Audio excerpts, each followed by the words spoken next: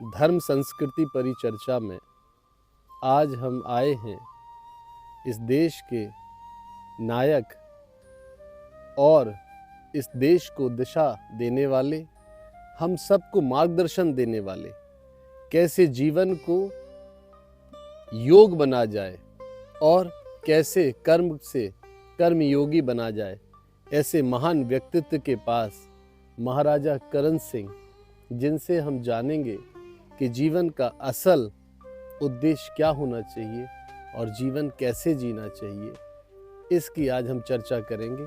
और जैसा कि मैंने आपको बताया था कि 108 देश के ऐसे ऐसे लोगों से आपकी चर्चा कराऊंगा और हम सब उनसे सीखने की कोशिश करेंगे। इसी यात्रा में हम सब चल रहे हैं और ऐसे 108 महान लोग मैं आपके बीच में लेकर आऊँगा और उनके जीवन से हम अपने जीवन को सार्थक बनाएं और ज्ञान की गंगा से पुनः अपने जीवन को शुद्ध बनाएं। ऐसा कार्य करने का जो संकल्प है वो हम और आप पूर्ण करेंगे। जय श्री जी की। हरे कृष्ण।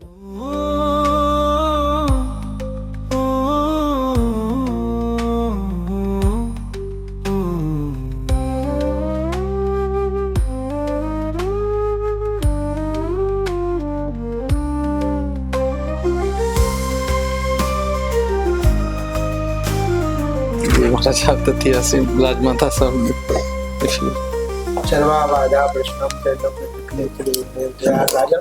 ये राधा जी का मैं भक्त हूँ महाराज, राधा कृष्ण राधा का भक्त है। हाँ, अरे राधा भक्त हूँ महाराज। तप्त कांचन गौरांगी राधे वृंदावनेश्वरी, क्या बात है। विश्वभानु सुदे देवी प्रणमामि।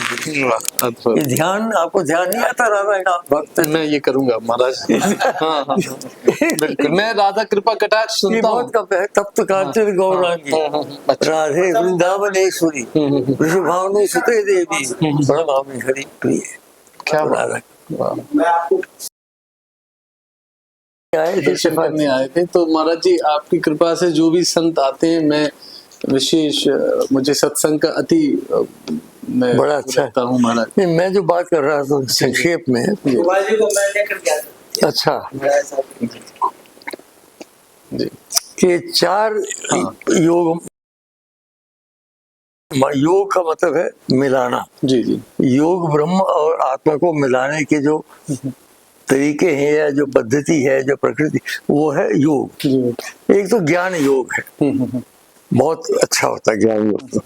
पढ़ना लिखना, का विशेषकर अध्ययन करना, इंटेलेक्चुअल जो है दिमाग का योग। दूसरा है भक्ति योग, हृदय का योग।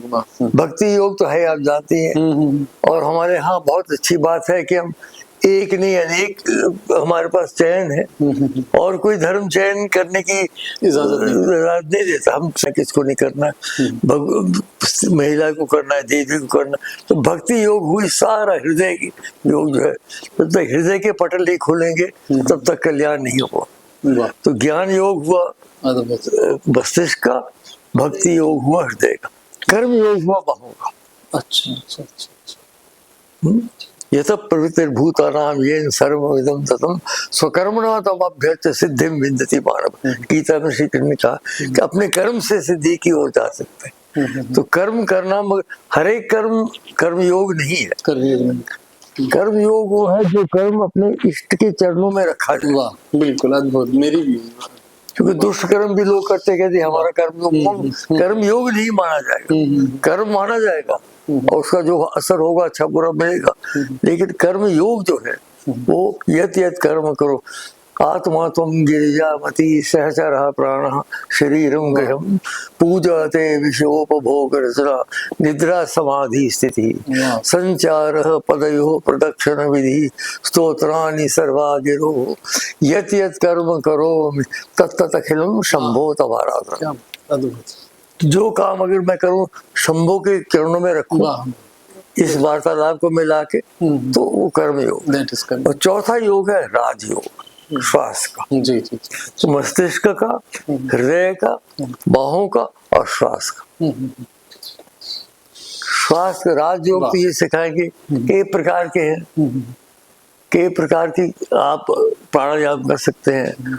तो वो जो है कुंडली जागरण, कुंडली जागरण, वो कुंडली वो सब राजयोग। ये चारों योगों को सम्मिश्रित करना पड़ेगा जीवन में। आजकल एक योग से काम नहीं जी चलता। महाराज वाह, क्या घोर कलयुग है, अद्भुत अद्भुत घोर कलयुग है। अद्भुत। चारों ओर को आप मिलाइए अपने जीवन में, वही कल्याण का मार्ग। महाराज श्रवण योग आता है इसमें, श्रवण भक्ति श्रवण योग भक्ति में आएगा। भक्ति में ही आते हैं। भक्ति में, अच्छा उससे भी आ गया। तो भक्ति जो भक्ति में हाँ बिल्कुल, नवधा भक्ति है। उसके अंदर कई प्रकार के जी। डिवीजन में तो बड़ी बड़ी मोटी बात है, उसके अंदर आप कई प्रकार की बना सकते हैं। जी जी जी महाराज। भक्ति भी नवधा, ज्ञान भी कई प्रकार के हैं, श्रेय कर्म भी कई प्रकार के कर्म भी कई प्रकार के हैं। जी जी जी। जैसे महाराज जी मेरा आपका जो आदत बिल्कुल मेरा रोम रोम हो रहा था क्योंकि बिल्कुल ऐसा लग रहा था कि भगवान आपके मुख से जवाब दे रहे हैं। लेकिन वो महाराज जी आपने अद्भुत बताया, जो 4 रास्ते हैं वो आने वाली पीढ़ी अगर माने तो सर्वोच्च पद हासिल आज भी कर सकती है महाराज। और दिमाग अपना तेज रखो, मैं कहता हूँ, और शरीर अपना तेज रखो, जी, जी। मस्तिष्क साफ रखो, हाँ। तब जाके चलोगे आगे आसानी। महाराज जी जो व्यक्ति इंद्रियों के पोषण में आज पूरी दुनिया जी रही, इंद्रियों के पोषण में, तो उससे ये 4 हाँ जब से मानव जाति हाँ पैदा हुई थी तब से जी रहे हैं हाँ।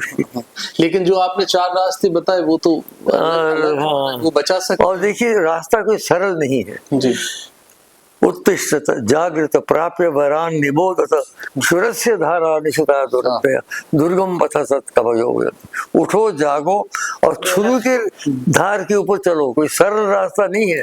आप कहे थे सरल रास्ता है नहीं। अच्छा लुढ़कना बाहर पर जाना कठिन। क्षुरस्य धारा निशिता दुर्गम पथ सत, लोग कहते हैं बहुत कठिन है मार्ग, यही लिखा हुआ है साफ उपनिषद में। जी जी जी ये मार्ग बड़ा कठिन है। क्लियर कर दिया, जी जी साफ कह दिया, क्लियर कर दिया। आपको बाहर पर तो आम जीवन में महाराज जी लोग इतना कठिनाई का रास्ता कैसे निपटे बेचारे अपने कर्मों का, जो क्या बताएं कि जब तक गरीबी दूर नहीं होती है तब तक देश अपने आप को वास्तव में महान देश नहीं कहला सकता। जैसे महाराज जी एक प्रसंग आता है, अगर आप आदेश करें तो मैं कहूँ कि जो आपने 4 चीजें बताई हैं उनका एक मिश्रण राम के जीवन से मिलता है कि लक्ष्मण जी ने कहा कि हम दुनिया में कौन है जो राजमत को पचा जाए, तो राम जी ने कहा भरत से। तो उन्होंने कहा भरत तो ठीक है, वो तो मुनि है, लेकिन आम लोग कैसे इस राजमत को बचाएं और जो आपने कहा इससे सरल तरीके से कैसे निकलें। तब श्री राम ने कहा था कि सत्संग, जो आप सत्संग बड़ा आवश्यक है। एक मुझे बात बड़ी अच्छी लगी, रास्ता ये हो सकता है कि हमारा सत्संग जब हनुमान जी के उन्होंने कहा तुम मम प्रिय भरत सम भाई, यानी उस वक्त उनको भरत की याद आई। जब वो वहाँ श्रीलंका के युद्ध थे और लक्ष्मण मूर्छित पड़े हुए थे। क्या पहले भरत का नाम नहीं लिए, एक ही बार लेते जहाँ तक मैं देखता हूँ। अच्छा तुम मम प्रिय लक्ष्मण सम भाई नहीं कहते, तुम प्रिय भरत सम भाई। ऐसा क्यों? भरत उनके हृदय में बैठते थे। तो ये बड़ी अच्छी है, छोटी सी बात है। नंबर तो भरत नहीं, लेकिन उनका जो जीवन में कई चीजें भरत जी ने ऐसी की होंगी और की थी। तुम्हारे भरत की तो क्या कहना, जितनी प्रशंसा की जाए उतना कम, क्या कहना। और सेकंड नंबर पर भरत, तीसरे नंबर पर लक्ष्मण। शत्रुघ्न को पूछता कोई नहीं बेचारे, तो भी कुछ होगा। तो यही है भैया, आप लगे रहे, अपने आप अच्छा कर रहे हैं, आप पढ़ रहे हैं, आप ग्रहों के विषय में आपको बहुत वो है रुचि। महाराज जी इन्होंने भी, आपके नाना जी ने उस समय विनोबा भावे के समय 2.5 लाख एकड़ जमीन दी और पैलेस भी दिया, पद्मा पैलेस, अभी वहाँ पे विनोबा भावे यूनिवर्सिटी भी बन रही है। और महाराज जी हमारे जो जिनकी वंश परंपरा पे मैं हूँ और जो जिम्मेदारी मुझे दी है राजमाता ने, महाराजा गोविंद सिंह, उन्होंने चंद्रशेखर आजाद जी को रिवॉल्वर चलाना सिखाया दतिया। अच्छा। और एक रिवॉल्वर उन्हें दी जो अभी भी म्यूजियम में है और एक मेरी वाइफ के नाम पे है, आप कभी आएंगे तो मैं दिखाऊंगा। तो उनको काला पानी हुआ था महाराज। अच्छा। हाँ, तो मैं कहता हूँ कि कितने फर्श बिछाए हमने और हम ही उठाए गए उनसे, फिर हम ही से पूछा गया कि तुम कौन हो भाई इस देश में। का जवाब मुझे चाहिए। तो महाराज जी काला पानी रहे महाराज, बड़ी यातनाओं से रहे, बहुत कष्ट में रहे, और फिर आए 40 साल उन्होंने राज्य किया और आखिरी राजा बने। और मैं सन इन लॉ हूँ वहाँ का, लेकिन राजमाता ने ऐसा आदेश किया कि परंपरा, और मैं इसको जिम्मेदारी मानता हूँ, उन्होंने कहा कि आप दतिया की जिम्मेदारी निभाइए। और तब से मैं सिर्फ धर्म के माध्यम से कार्य कर रहा हूँ, और मुझे ज्यादा अभिलाषा इन चीजों की है नहीं। ये अच्छा, बहुत अच्छा कार्य कर रहे हैं। मुझे दर्शन मिलते हैं, ये मेरा बल है। तो मैं जीवन भर से आपका दर्शन चाहता था। मैं उस शादी में भी नहीं आ पाया जिसमें आप आए थे, अशोका में। हाँ, मैं किसकी शादी थी? वो इनकी बहन की शादी थी। बहन की शादी थी ना? हाँ। आप थे नहीं उस दिन, सब कह रहे थे वो राजा साहब कहाँ है कहाँ है। जी जी, मैं अस्वस्थ था, तो उस समय हम लोगों की शादी नहीं हुई थी, लेकिन मुझे आना था। मेरे फादर आए थे उसमें, और दतिया से सब लोग आए थे, और आपका बाकी दतिया के लोग बहुत आपको मानते हैं, हमारा पूरे बुंदेलखंड के लोग, पूरे भारतवर्ष के लोग मानते नहीं, हमारा तो बुंदेलखंड के प्रतिनिधि होने के नाते में क्या हैं। कश्मीर के जो राजा शिव स्वरूप माने जाते हैं, है ही हैं आप। और हमारे यहाँ शिव काशी के भक्त जो है। राजा हैं वो भी शिव स्वरूप माने जाते हैं। हम तो शिव भक्त हैं, स्वरूप कहाँ है शिव? मेरा जो पगड़ी किया था वो इन्होंने उद्यन राजे ने किया था, अच्छा। छत्रपति ने जी आके। देखिए, राजे राजवाड़े अपने अपने क्षेत्र में सांस्कृतिक कार्य को बढ़ाते रहे, यही बस बड़ी ये बात। सही बात। हाँ, इतना ही करें तो काफी है। और महाराज अब जी, जैसे एक ये चीज अपने और- क्षेत्र में कर रहे हैं, मैं अपने क्षेत्र में कर रहा हूँ। हमारे यहाँ 100 मंदिर चलाता है हमारा ट्रस्ट, तो सारे जम्मू कश्मीर जी, में। जी। मुसलमानी इलाकों में हमारे हिंदू मंदिर जो हम ही चलाते जी, जी। हैं, शंकराचार्य है, खीर भवानी है। आप बताएं, आप लोग गए कि नहीं वहाँ? शारदा पीठ तो उस तरफ चली गई। बल्कि महाराज जी, आप इनसे एक चीज और आप कहिए अपनी वाणी से, कि थोड़ा सा खान पान में ज्यादा लिप्त हमारे लोग रहते हैं क्षत्रिय। अब देखिए, राजाओं में गुण भी है, अवगुण भी है। हाँ, ये इससे महाराज जी हमारा पतन बहुत हो रहा जो है। एक राजाओं को बना रहे थे म्यूजियम कहीं, जी जी जी। बताए थे, तो मैंने पूछा उसको, मैंने भाई राजाओं के अवगुण हैं वो भी दिखाते हो कि नहीं? वो कहने लगे, वो स्तब्ध हो गए। तो अवगुण तो है, राजे में अवगुण नहीं होते तो राज क्यों जाता? क्यों जाता? आपको जानकारी होगी बुंदेलखंड रचना कैसे हुई? हाँ, मुझे याद है, महाराजा तो वीर पढ़ा सिंह। मैंने सारा महाराजा वीर फिर नाम बदलते रहे, फिर वंश बदलते रहे, फिर अंत में वंश अभी जो है वो अभी 300-400 साल हुए तो आया। जो बुंदेला राजपूत है, वो घरवार शाखा गहरवाल, जी जी, वही शाखा है। वही शाखा। अब संदेश तो बुंदेलखंड को क्या, सारे देश को यही है जी कि अब जो लोग हैं सब सशक्त हो जाएं और अच्छी तरह से अपने ये जो कुरीतियां हैं इसको दूर करें। हमारे यहाँ कुरीतियां भी हैं। कुरीतियां। अब विवाह हो और राजपूतों में विवाह हो तो लाखों रुपए खर्चे, चाहे वो ऋणी हो जाए 2 पुश्तों के लिए, नहीं करना जरूर, क्यों करना? बहुत अच्छे महाराज जी। आप देखिए, अग्रवाल वगैरह जो है वो 1 रुपया खर्चते थे, इसीलिए वो समृद्ध है। महाराज साहब, हम लोगों की फजूल खर्ची होती है बहुत।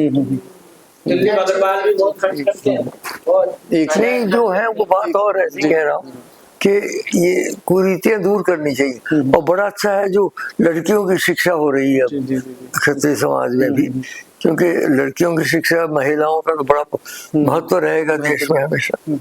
तो हम तो यही चाहेंगे कि देशवासी जो है, राजनीतिक मतभेद हो सकते हैं लेकिन हार्दिक मतभेद नहीं होना चाहिए। और भाषा जो हमारी बड़ी कटु हो गई है सब, वो बड़ी दुखद है।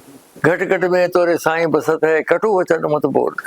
ये जो कटु वचन हो गए हमारे, चाहे वो संसद में हो, चाहे वो चुनाव में हो, एक दूसरे को गाली गलौज करना, ये बात बिल्कुल संस्कृति के विरुद्ध है।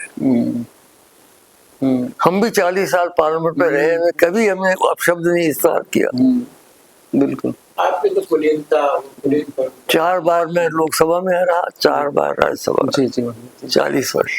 जी। आपकी कितनी उम्र है बेटा? मैं हो गया महाराज जी 45। बस देखिए, जितनी अपनी उम्र है मेरे पूरे आधे हैं। और आपकी नानी जी भी फर्स्ट राज्यसभा थी 52 में। कौन? विजया राजे फ्रॉम रामगढ़। फ्रॉम रामगढ़। जी जी।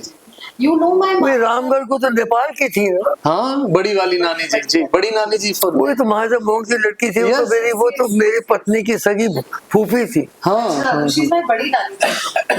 My वो हमारी पत्नी की सखी फूफी है वो। अच्छा। वो एक वहाँ जो आपके यहाँ ब्याही हुई है। जी जी।